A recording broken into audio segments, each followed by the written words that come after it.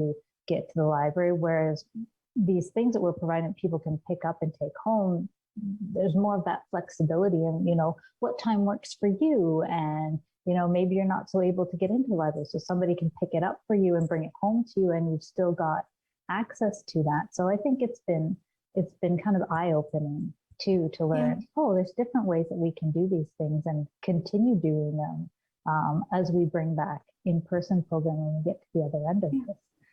Really, you're talking about a library without walls. Mm-hmm. Yeah. As a concept. Absolutely. Yeah. So one of the things that I've been hearing in interviewing a variety of organizations and services is that it's created an opportunity to relook at how you do the business. And it sounds like already you're thinking ahead on having to modify programs, but gee, maybe you'll continue with some of this as well. Yeah, absolutely. There's definitely things that have grown out of it, ideas that have grown out of, having to do service this way that we've seen an interest and a need for. And, we've said, well, we will, post pandemic when we get there, we'll continue offering some of these services in this way, in addition to going back to some of those traditional in-person methods as well. So before we go into other things that you offer, because I know 28 minutes is not going to be long enough for us to cover all that the library offers for sure, but library cards. So these services are available to people who have library cards. But what if there's someone who wants, just so excited about the opportunity for accessing virtually, are they able to get a library card virtually at this point in time? Not so, yes and no. So we don't have it set up on, say, the library's website where you could sign up for a library card. That's not something that we've been able to make possible, various reasons for that. However, it is totally possible to get a library card even though the building is closed. So there's a couple of ways to do that. You can phone us, and the phone number is 519-376-6623, and we're asking people to do extension 5 for our information desk. And one thing that's really important is if you're calling us, we may not always be there, ready to answer the phone. So I'd really like to encourage people to leave a message. We will return those messages. It's just, we seem to get a lot of people, nobody's there, hang up the phone. We'll call you back. Don't worry, we'll call you back. Please leave a message. Yeah, let us know what you need. We'll help you out. As well, you can send us an email at info, oh my gosh, I can't think of our email address right now. You know what? We'll keep talking. Strange things happen. It'll come to you after we chat. It absolutely will come back to me later here. Yeah. So anyways, you can send us an email or you can go on our Facebook page or our Instagram account and send us a message through our social media. And we are, constantly checking those emails, checking those social media requests. And so what we're looking for is we need your name, your address, your phone number, and we can make you up a library card.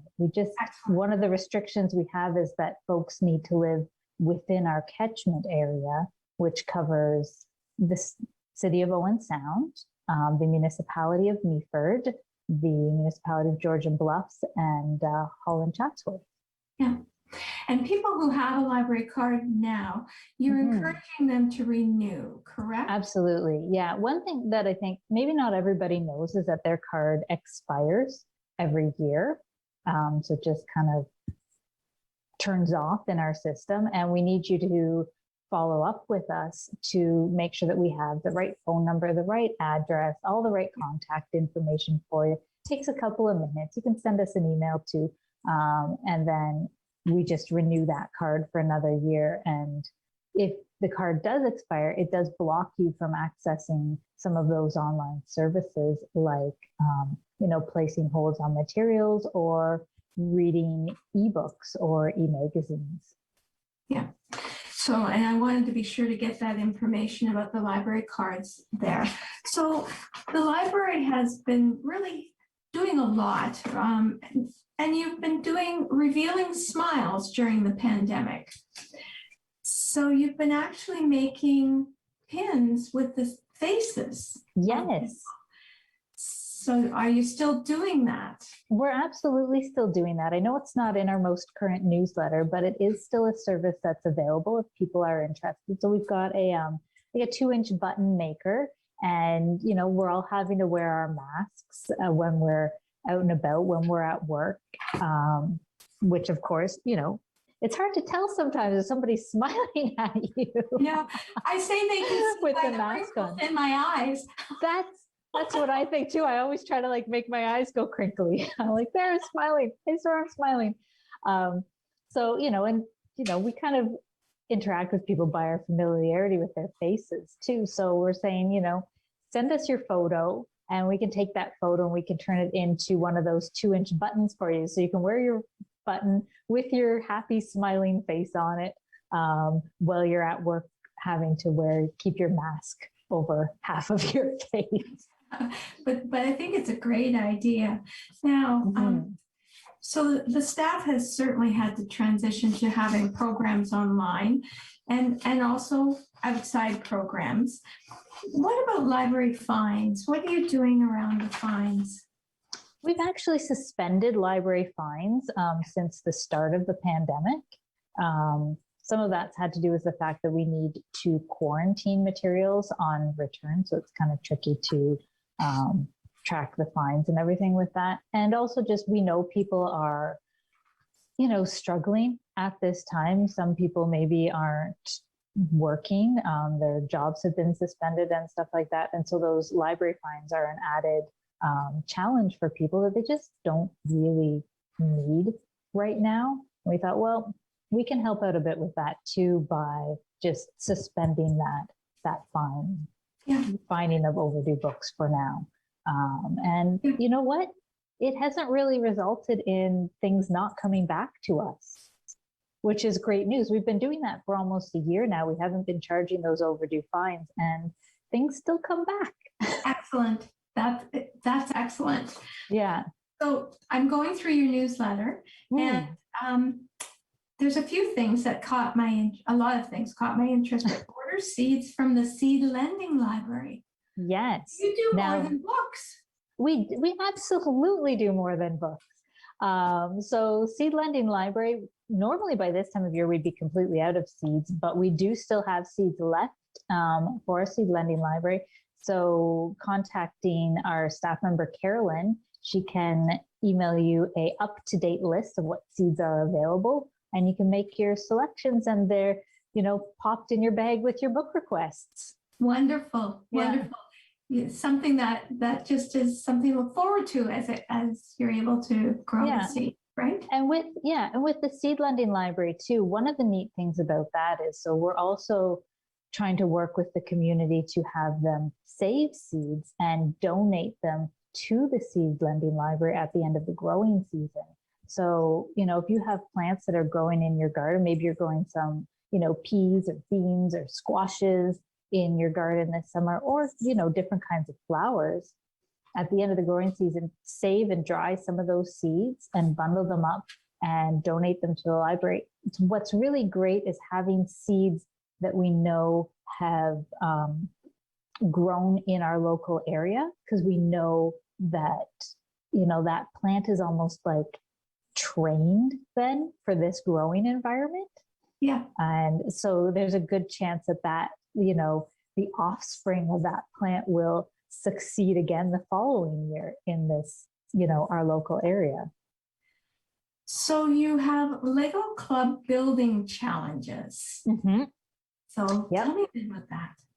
Okay, so every month, Sharon from our Youth Services Department posts a Lego building challenge on our Instagram and Facebook sites. And just to kind of give children who, are enjoying building with their Legos something to challenge them a little bit with their building. I know this month coming, so for May, she's looking at doing big marble runs. So what's the biggest marble run you can build with your Lego blocks? And, again, this is something that we did in person a couple of years ago, had so much fun with, and are just looking forward to hopefully people sending in some photos or videos of their finished marble runs with their Lego. Excellent. Now, recognizing that with children at home and parents working from home more and more, sometimes they get bored with the same old things that they have in their toy cupboards. But you've come up with a way to help with that in the board games. You actually loan out board games and also toy kits. So how does that work? How do you do that? And then when people return them, what do you do? Do you have to quarantine those for a bit? So when the board games are returned, the toy kits are returned, they get quarantined for 7 days before they're loaned out again. In the case of the toy kits, they also get cleaned before they are loaned out again. It's challenging to clean a board game, unfortunately, especially like Monopoly. We haven't quite figured out how we would like wash all of the bills in Monopoly. Really hard. No, I can see it would be an issue. But yeah, so there's probably about, maybe 50 board games, different board games that the library has available to borrow, as well as about maybe 12 to 16 toy kits.